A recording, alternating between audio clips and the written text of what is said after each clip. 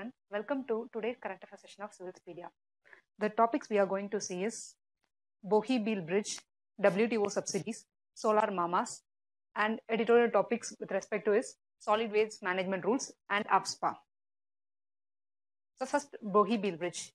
Bohi-Beal Bridge is the longest rail-cum-road bridge in northeastern India. Not only in northeast, in whole of India, it is the longest rail-cum-road bridge, and its length is 4.94 kilometer.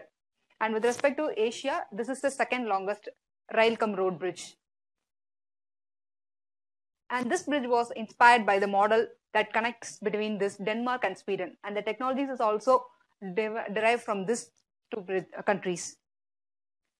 And this bridge is over the river Brahmaputra, connecting the National Highways 52 with the National Highway 52B, thereby connecting the Dhemaji district with Dibrugarh district of Assam. And this bridge is the fourth bridge among the Brahmaputra to connect its northern bank with the southern bank. And this bridge is entirely built by Indian Railways.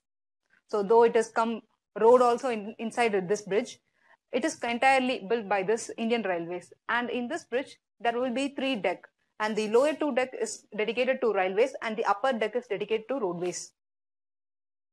And the major importance of this bridge is, first and foremost thing is, it is crucial role it is going to play with respect to logistic mobility to the army personnel, because it is connecting to this Tibet border Arunachal Pradesh, so that more and more logistic things of army person can easily access this through this bridge. And second important thing with respect to this bridge is regarding the trade. This bridge is going to give a tough competition to this inland waterways, which is predominant in the river Brahmaputra.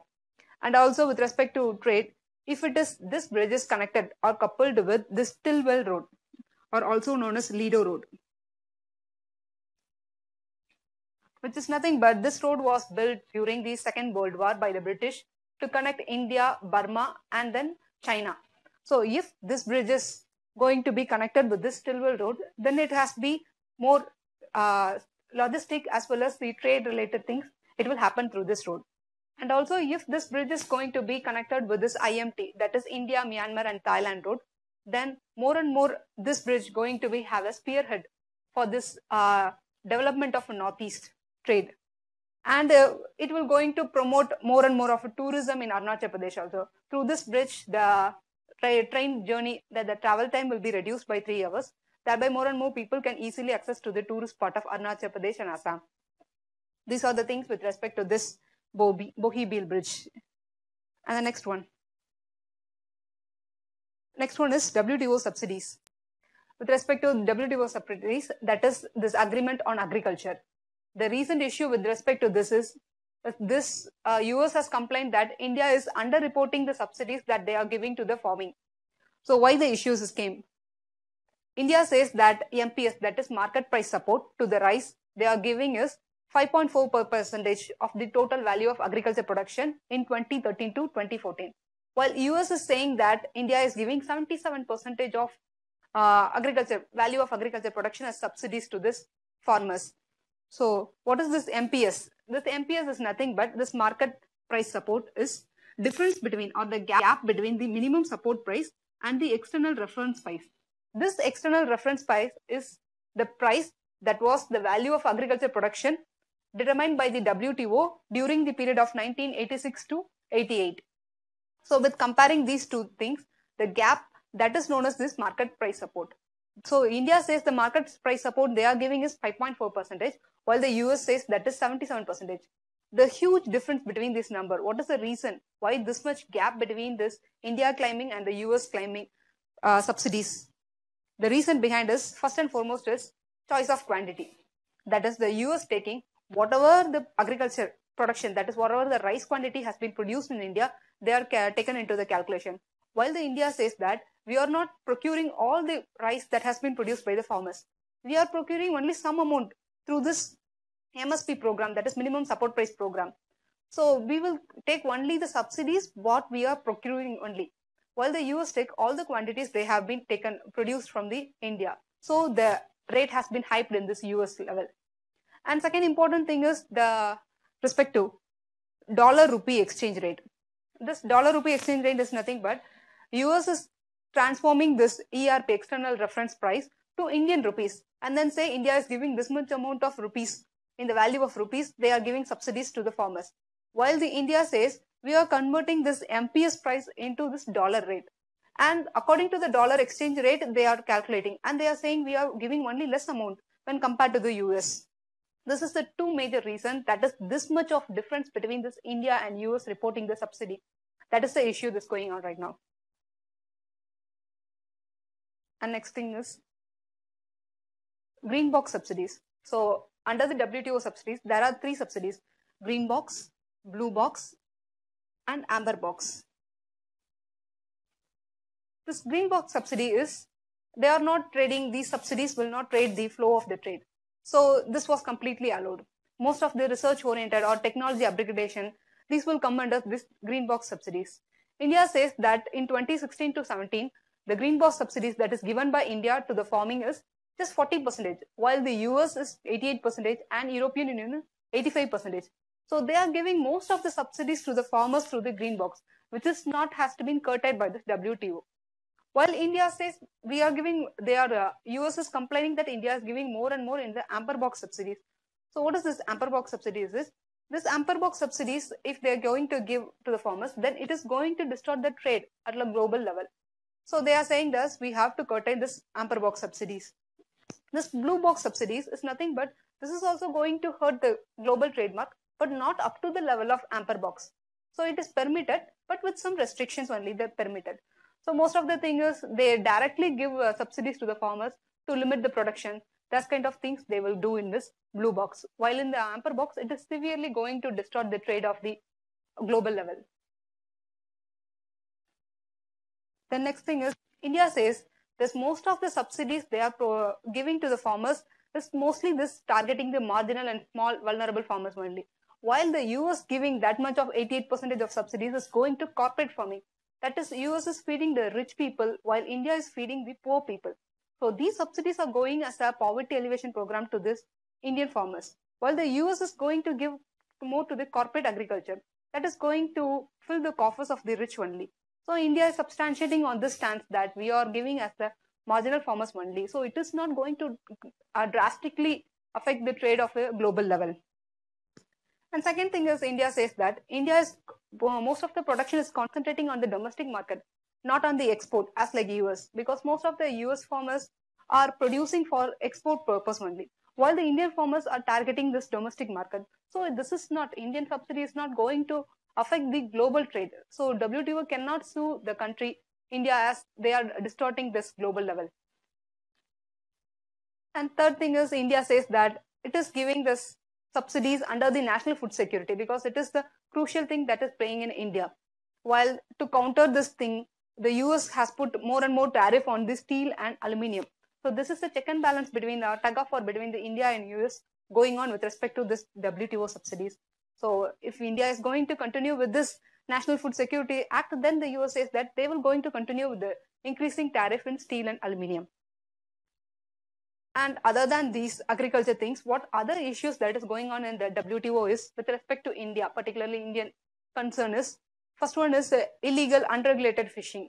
This last WTO, Buenos Aires, they have talked much of these things.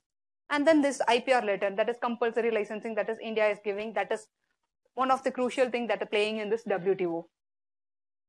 And apart from that, the last two cases that we have lost in the WTO is, one is solar panel, that is procuring the domestic content, that issue is going on. And another thing is the ban on the poultry imports by the US on India.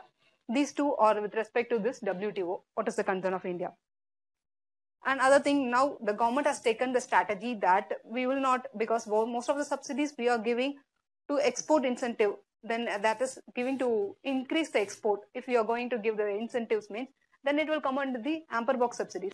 So India says we will reduce this import related incentives rather than we will go for this duty free import capital goods, so that domestic market can produce more and more. That is local Indian companies can produce more and more goods. With that thing they will going to export or they are going to satisfy this domestic needs. That is they are going to decide. So instead of giving directly giving import export incentive programs, now they are going to this green box subsidies like this duty free import capital goods. thereby increasing the production and thereby enhancing the standard level of the Indian people. So with that, we will end up this topic and we will go to this next topic, solar mamas. Solar mamas international, with respect to International Solar Alliance. Solar mamas is nothing but it is a group of rural women, mostly the grandmothers of Africa country, has been trained by these Indian NGOs and Indian government to have this solar engineers. That is, they will have this equipment, knowledge of a solar equipment. They will fabricate, install, use, repair and maintain these solar equipments. So it is one of the successful training projects has been done by India at the global level. So it is Barefoot College, that is in the Rajasthan. It was conducting, giving training for 6 months to this rural women from the Africa. So they are producing the solar equipments at the precision of a German level. So that is the importance of this one, because thereby they are increasing the capability as well as livelihood of the people, especially the rural people. And it gives going to achieve this sustainable development goal of universal access, especially to rural people, of this electricity access. So with this one simple scheme that is benefiting or changing the face of Africa and thereby increasing the support of India at the global level. So taking care of these kind of things will raise the level of India at the global platform, so that we will get the benefits of UN Security Council permanent seat. That kind of things we can expect from this kind of humanitarian basis solar projects. And with respect to next topic, solid waste management rules 2016. This rules has been framed in 2016 by the Ministry of Environment, Forest and Climate Change. And the recent issue with respect to this is, recently the Supreme Court has banned the construction activities that is in Maharashtra, Madhya Pradesh, Uttarakhand and Chhattisgarh. The reason they said this rule was framed in 2016. Even after 2 years, these states and union territories have not framed that policy, that is solid waste management policy. So till they are framing, there has to be no construction activities happened in these states and union territories. So based on these act, then this Maharashtra and the Uttarakhand, Chandigarh, these three has been taken a step forward and they have framed that policies, that is solid waste management policy. So we will see what is these rules says and what is the implication of this. So the objective of this rule is to produce a zero waste concept. That is, waste is nothing but a resource that is put in a wrong place. So we have to put it in the right place and recycle, reuse, then we can integrate again into the society. So that and most important concept is, they said, that is no free rider. That is, the polluter has to pay. So there they cannot damage the environment and go just like that. And major rules they said is, we have to segregate, that each and every state has to have a unique and own solid waste management policy. And also within that policy, they have stressed that we need to have a segregation of the waste into 3 categories, that is biodegradable, then dry and domestic. With respect to dry, that comes the plastic, wood and metals. While with respect to the domestic, the diapers and cleaning agents, all the things will come under this domestic segregation. And second thing with respect to this rules is, this rule says that there has to be mandate processing. That is 100% mandate processing. But still now, most of the states are following only 10% of the waste has been treated. So much of the thing, 90% of the waste is not treated properly. And then this rule says that there has to be door-to-door collection. But this also plays a very loophole, because most of the states are not collecting the door-to-door collection. And with respect to this rule says that if they are going to use landfills, then the landfill sites has to be announced as no development zone. And also maximum 20% of the waste that has been produced by the city can be dumped in the landfill. But now this rule is severely violated in majority of the metro cities. And what we can do further to make these policies or these rules to be implemented in the real time, because most of the things have the policies has a good intention only, but that is not happening in the reality. So what we can do is, first and foremost thing is, we need to have a vigilant monitoring. That is like a social audit. The people has to be required to raise their voice. So if there is not properly collecting door-to-door collection, is there not proper segregation of the waste, and this landfill sites are inhumanly using, then we have to have the monitoring. Vigilant monitoring is required. Then second thing is, this recently Varanasi airport has said that they are going to fund their corporate social responsibility fund for the solid waste management. So like this, if more and more CSR funds has been diverted to this solid waste management, then it can be have a more positive effect on the environment as well as the health and society. And second thing is this ULB, that is urban local bodies. We have to empower the urban local bodies to levy penalties for the people who are polluting the environment, and taxes collecting from as a user fee, a fee from the users.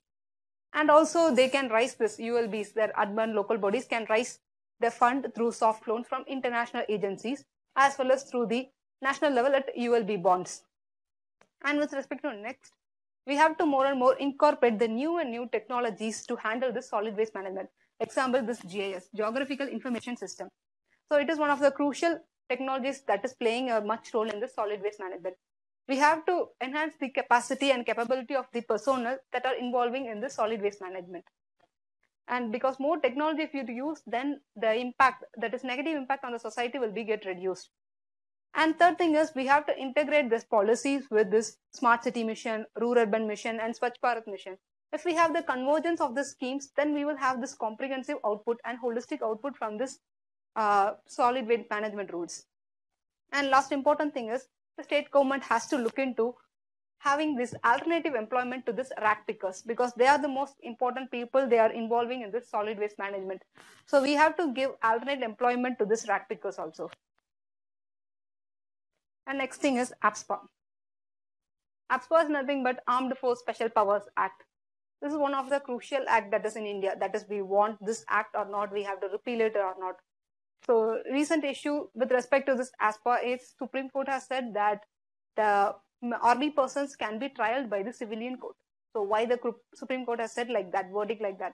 We will look into it. So first we will see the timeline of this ASPA. So this was started in the British era itself. In 1942, the Quit India movement, to suppress the violent nature, the British government has passed this ASPA. They put this as an ordinance. And after independence in 1958, it was passed as this act. Under this act, the section 3, they says that the governor of the state, through the gazetted notification, they can announce an area as a disturbed area. How the governor can announce areas disturbed areas, there has to be one condition. That is, if there is at least 3 months, the law and order of the state has been disturbed severely and it cannot be controlled by the police or other personnel in the state itself, then the governor can announce that area as a disturbed area. Once this area has been announced as a disturbed area, then the central government, it is up to the central government to whether to send the force to control this disturbed area or not. It is up to the central government. The next thing is in the next amendment that has been happened in 1972.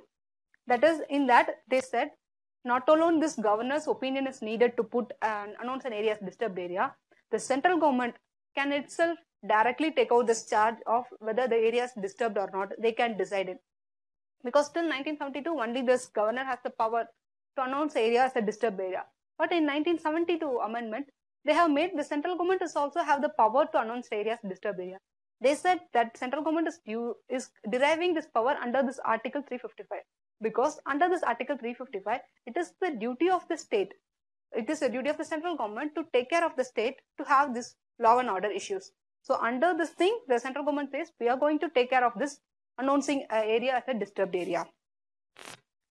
Then on what condition is that every 6 months only this act can be applicable. So after 6 months, it has to be reviewed again through this gazette notification.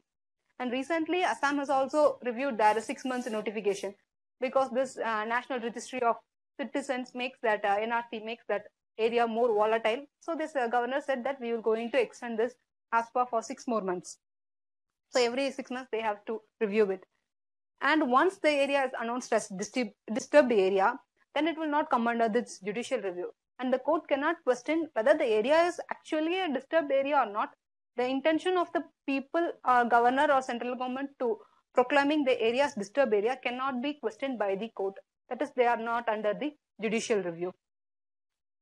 The next thing is, right now this ASPA is prevailing in Jammu Kashmir and 5 northeastern states. The other 2 northeastern where there was this ASPA has been repealed is Tripura and Meghalaya. And the sections that has been important with respect to this ASPA is Section 4A. This empowers that a person at a non-commissioned officer level, then the person can directly shoot a person if he suspects that the person is a threat to the country on the name of a national interest. If a person is a threat, then this non-commissioned officer, a person as a ranking at the non-commissioned officer, then he can shoot it. This is one of the crucial provision in this. Then second section is Section 4B. This shows that the army personnel can directly destroy the property if they say that this property has been prohibited or it is against the country's interest or it is an anti-national one. And Section 4C says that it is a cognizable offense. That is, without any warrant, an army person can arrest a person or they can enter into and search any house also. So this is by Section 4D. And another important section is Section 6 and 7. That is Section 6 of ASPA Act of Assam and Manipur, while Section 7 of Jammu Kashmir says that it gives the ultimate protection, that is impunity to this army persons. That is, if an army person is doing anything, then they will get the protection if they are acting in this good faith. The problem that comes is this word of good faith, because it is a vague word. It shows whether a person, an army person is doing with a good intention or bona fide intention or mala-fide intention. What we are going to say under this good faith, that makes this law as a draconian law, because this gives 100% protection to the people, army persons, so that any aggrieved persons or the victims at the northeastern states or any other people, they cannot go for the court because they have been protected under this section. And in 2016, the Supreme Court has said that it is the civilian court has the right to trial this army person, because till now no one army person has been ever trialed in the court martial regarding this more and more fake encounters in Manipur and more issues that is happening with respect to this ASPA. The court says that it is the time to the civilian court has to be answered, that army has to answer this civilian court also, because more and more human rights violation is happening and it is not going to address the people. It is not properly addressing the grievances of the people. Then people will start to lose the moral values on the army person. Then it is going to breed the more and more insurgency only. It is not going to stop it. It is going to be a fuel ground for this people to enter into this Maoist or other insurgent group. Then with respect to this, next thing is Supreme Court has said that CBI has to be entered into probe of this fake encounters, especially with respect to army, Assam Rifles and the police excesses happened in this ASPA area. And the Supreme Court has said that if there is more and more human rights violations, then it will threaten the moral authority of the state only. So if the people lose that legitimacy on this political or administrative system of the state, then it will going to reduce the reputation of the army also. Once the people lose that reputation on the army, then it is going to be fuel against this insurgency only. So it is not going to solve the problem, it is going to aggravate the problem. So the human rights violation has to be severely addressed in the court. Then the people has to get the justice, whether it is a fake encounters or it is a real encounters. If people understand, then only it is going to solve the problem. Otherwise, till it has been 7 decades and this law is still now going on, and still now the disturbed area has not been come under the control of law and order. So next thing is, what is the way forward we have to do? First thing is, we have to come under this disturbed area has to be come under this judicial review. That is, if a government is still now, if you're going to prosecute a person as army person, still now itself we have to get the permission from central government. Then only we can prosecute it. And this protection is given to the army person. That is a good intention only. But announcing area as a disturbed area or not, it's completely in the central government hand. Now the court says that we also have to interfere into it. So we have to see under the judicial review whether it is a bona fide or mala fide intention of announcing an area as a disturbed area. And second thing is, they said that this Justice Jeevan Reddy committee has been announced, has been put earlier. They said that we have to repeal this ASPA and include these provisions inside this UPA, that is nothing but Unlawful Activities Prevention Act. So if you strengthen that, then there is no need of this ASPA. Also, this committee has said that the recommendation of this is, they said each and every district needs to have its grievances cell, because more and more addressing the grievances of the people, then only it is going to solve the problem. Otherwise, it is going to continue the problem only. There is no solution for it. So most and important thing is we need to win the hearts and minds of the people. Then only the problem is going to end. Otherwise, it is going to continue again and again only. And also they said that if the army is going to put their court-martial details in the public domain, then the people will start to get the recognition, or they started to feel that their emotions and they are going to get the justice. So if the army is come as open-handed and putting everything in the public domain, it is going to build the confidence of the people on the army. Thereby more and people started to like army. Then they are going to support the army. Thereby they can stop this insurgency. And another important committee is the Santosh Hedge Committee. This committee was put to see this fake encounters in the Manipur. So the committee says out of 6 encounters they have analyzed, 5 encounters has been fake encounters, and still no, there was no trial of this fake encounters has been going on. So they say that we have to start a fresh investigation because people already lose the confidence on the army. That is, there is no encounters, fake encounters has been addressed properly in the court. So if the army is going to take the fresh investigation of this fake encounters in the army in the Manipur, then it is going to revive the confidence of the people and the army. An important thing is helmet cameras. We have to use more and more helmet cameras and more technologies so that the surveillance can be strengthened, and it will also make to submit in the court easily that whether the people, the victim or the aggrieved person, the killed person is truly committing the mistakes or it is just a fake thing. So if we started to use more and more technology properly in the, especially in the insurgency area, then whether we can come to the conclusion that the army person is with the good intention is doing or with the bad intention is doing. So we can get to the conclusion of this. And last and most important thing is, instead of believing on the army, we have to build the local capacity of the police and CAPF so that they will start to handle this disturbances in their own area. If we are going to increase the capacity of the police, it is going to give a much benefit because people started to believe in the police easily. So instead of going for this ASPA and more draconian things, stringent things on the people, if we go for enhancing the local police capability and CAPF, it will reduce this more and more human rights violations.